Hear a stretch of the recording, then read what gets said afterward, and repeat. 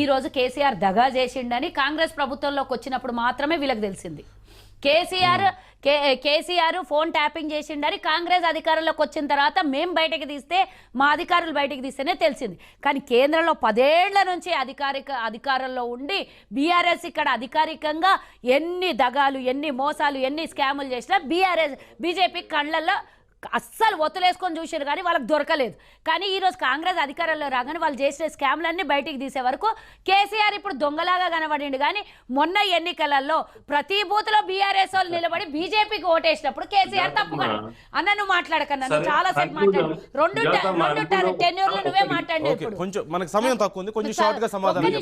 ఒక్క నిమిషం అన్న, మీరు అడిగిన ప్రశ్నలకు నేను సమాధానం చెప్పినాక మీకు టైం ఉంటే మీరు మాట్లాడాలి, లేకపోతే నన్ను కంక్లూడ్ చేయండి.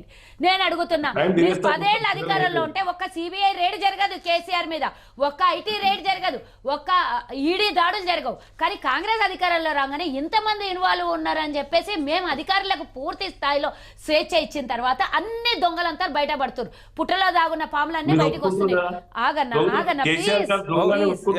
ప్లీజ్ అన్న, ఒక్క నిమిషం ఉండండి.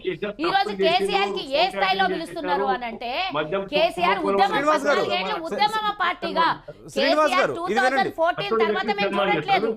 కేసీఆర్ ఉద్యమ పార్టీగా మొదలు పెట్టినటువంటి వ్యక్తినే మేము చూస్తున్నాము. ఉద్యమకారుడుగా, మాజీ తొలి ముఖ్యమంత్రిగా మేము ఆహ్వానం పలుకుతాం. ఆయన జైలుకు పోతాడంటే ఎల్లుండి జైలుకు పోవచ్చు. రేపైతే ఆయన అధికారికంగా మేమిచ్చేటటువంటి సన్మానంకు అక్కడ వరకు 2014 ముందు అందుకునే అర్హత కొంచెమో గొప్పనో ఎంతో అంత అయితే ఆయనకు అధికారికంగా ఉంది. ఒకటి. రెండోది, బీజేపీ నాయకులకు నేను అడుగుతున్నా, కేసీఆర్ ని పిలవద్దు, సోనియా గాంధీని పిలవద్దు, సిపిఐ సిపిఎంలను కూడా, ఎందుకంటే వాళ్ళకి అగరెస్ట్ కదా వాళ్ళని కూడా పిలవద్దు. పిలవాల్సిందల్లా బీజేపీ మోదీనన్నా లేకపోతే జాతీయ అధ్యక్షుడినన్నా పిలవాలి. కానీ నేనేమంటున్నా అంటే, ఒక్కసారి మొన్న గత పార్లమెంటులో మోదీ తెలంగాణ ప్రజల్ని అవమానించి, తెలంగాణ ఆత్మగౌరవాన్ని అవమానపరిచి, తెలంగాణ ఇవ్వడాన్ని అవమానపరిచినటువంటి మోదీకి ఆహ్వానం ఎట్లా పలకాలి? ఒక్కసారి మీరు చెప్పండి.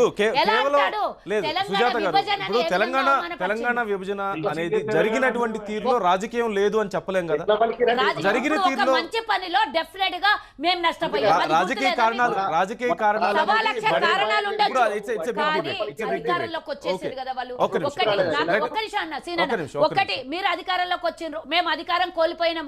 మేము తెలంగాణ ఆత్మగౌరవాన్ని కాపాడడానికే మేము ఇచ్చినాం. ఆంధ్రప్రదేశ్ లో పూర్తిగా ఉనికి కోల్పోయినాం. అయినా మేము త్యాగం చేసుకున్నాం కదా.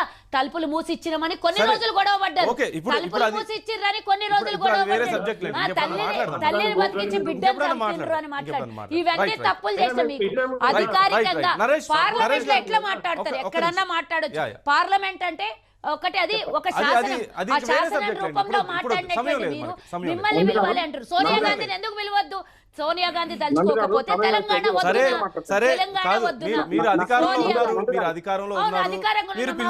తప్పులేదు. మీరు చేసే కార్యక్రమం అనౌన్స్ అయ్యింది. పెటెంట్ రైట్ ఉంది. మేము దేశంలో అధికారం కోల్పోయినాము, ఆంధ్రప్రదేశ్ కోల్పోయినాము. లాజికల్ గా కారణం ఏదైనప్పటికీ మీరు అధికారంలో ఉన్నారు, మీరు నిర్వహిస్తున్నారు. మీరు పిలుచుకోవడంలో తప్పలేదు. ఎవరినైనా పిలుచుకోవచ్చు, మీరు ఎవరినైనా పిలుచుకోవచ్చు. వీళ్ళందరూ పార్టీల నాయకులే. దాంట్లో కాదని మీ వాదన మీకు ఉండొచ్చు.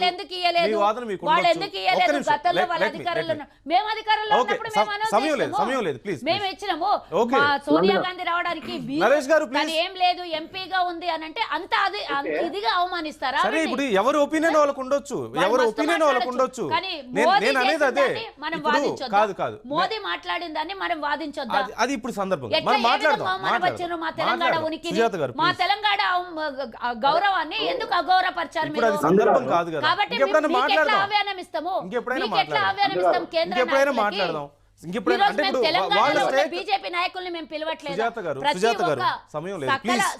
సకల జనుల సమ్మె ఏ విధంగా జరిగిందో ఈ రోజు తెలంగాణలో ఉన్న ప్రతి ప్రతిపక్ష నాయకుడిని మేము ఆహ్వానిస్తున్నాము, చిన్న పెద్ద అందరినీ. ఇంకొకటి ప్రతి నియోజకవర్గం నుంచి 100 మంది ఉద్యమకారులను, ఒక్క నిమిషం నేను కంక్లూడ్ చేయాలి. ప్రతి నియోజకవర్గం నుంచి 100 మంది ఉద్యమకారులను మేము పిలుస్తున్నాం ఆ వేదికని గౌరవించుకోవడానికి. మీరు ఏనాడన్నా ఉద్యమకారులను గౌరవించిన చరిత్ర బీఆర్ఎస్ ఉందా? నరేష్ గారు ప్లీజ్ 2 మాటలు, సమయం ఎక్కువ లేదు. Really sorry, I need to close. Yeah please. అయితే ఇప్పుడు చాలా గొప్పగా చెప్పారు. మేము నిన్న పార్టీ మీటింగ్ పెట్టుకున్నాం, సిపిఎం తోనే జనసమితితో అన్నారు. ఉమ్. మీరు అధికారంలోకి వచ్చి ఏ కూటమి అయితే ఉన్నారో వాళ్ళనే పిలుచుకున్నారు. అప్పుడు ఆల్ పార్టీ మీటింగ్ అందరినీ ఎట్లయితుంది పిలిచినాం. నాకు గారు? మీరైనా రాకపోతే ఎవరేం ప్రశ్నించాలి చేస్తారు? కదా. ఆల్ పార్టీ మీటింగ్ ఎట్లయితుంది? వాళ్ళ అలయన్స్ పార్టీలు అవి అంటే వాళ్ళ కూటమి పార్టీలు వాళ్ళు ఎట్లా చెప్పుకుంటే అదే చెప్పుకుంటాయి కదా. ఆల్ పార్టీ మీటింగ్ ఎట్లా అవుతుంది? ఆల్ పార్టీ ఇంతకీ మీటింగ్ రేపు కేసీఆర్ గారు వెళ్తున్నారా? తర్వాత ఇంకొక విషయం, కేసీఆర్ గారు వెళ్తున్నారా? ఒక్క నిమిషం, కొద్దిసేపు పార్టీలు పక్కన పెడదాం. సోనియా గాంధీని పిలుస్తున్నారు, ఓకే. సోనియా గాంధీ నిర్ణయం తెలంగాణకు ఉపయోగపడ్డది, అది కూడా ఎవరు కాదని లేరు. 100% అది యాక్సెప్ట్ చేయాల్సిందే తెలంగాణ కోసం. కానీ ఈ నిర్ణయం జాప్యం వెనకాల కూడా సోనియా గాంధీ గారే ఉన్నారు కదా. ఆ నిర్ణయం వెనకాల ఉన్నటువంటి 1200 మరణాల వెనుక కూడా సోనియా గాంధీ గారు ఉన్నారు కదా. అయితే వీరిని సన్మానం చేసే ముందు ఆ డిమాండ్ ఏంటంటే, వీరిని సన్మానం చేసేటప్పుడు వీరి కారణంగా చనిపోయినటువంటి 1200 మంది కుటుంబాల తల్లిదండ్రులు ఎవరైతే ఉన్నారో, వాళ్ళ కుటుంబ సభ్యులు ఉన్నారో, వాళ్ళ పాదాలకు నమస్కారం చేసి క్షమాపణ చెప్పి ఆ తర్వాత మీరు సన్మానం చేసుకోండి. ఏ తెలంగాణ ఉద్యమకారు కూడా ప్రాబ్లం ఉండదు. అది ఒక పార్టీ డిమాండ్ కాదు. తెలంగాణ పౌరులుగా, తెలంగాణ ఉద్యమకారులుగా ప్రతి ఒక్క డిమాండ్ అది. అంటే మీరు చేసింది కరెక్టే, కానీ మీ జాప్యం వల్ల 1200 మంది చనిపోయేది ఉందో దానికి కారణం కూడా మీరే కదా. మరి దానికి కూడా క్షమాపణ చెప్పిన తర్వాత మీరు సన్మానం చేయించుకోవాలి కదా. మరి ముందే సన్మానం చేయించుకోవాలి. జాప్యానికి కారణం మాత్రం నేను కాదు. అమరవీర స్థూపతికి వచ్చేసి లోగోలో పెడతా అని అనడం కూడా తప్పు కదండి నందు గారు.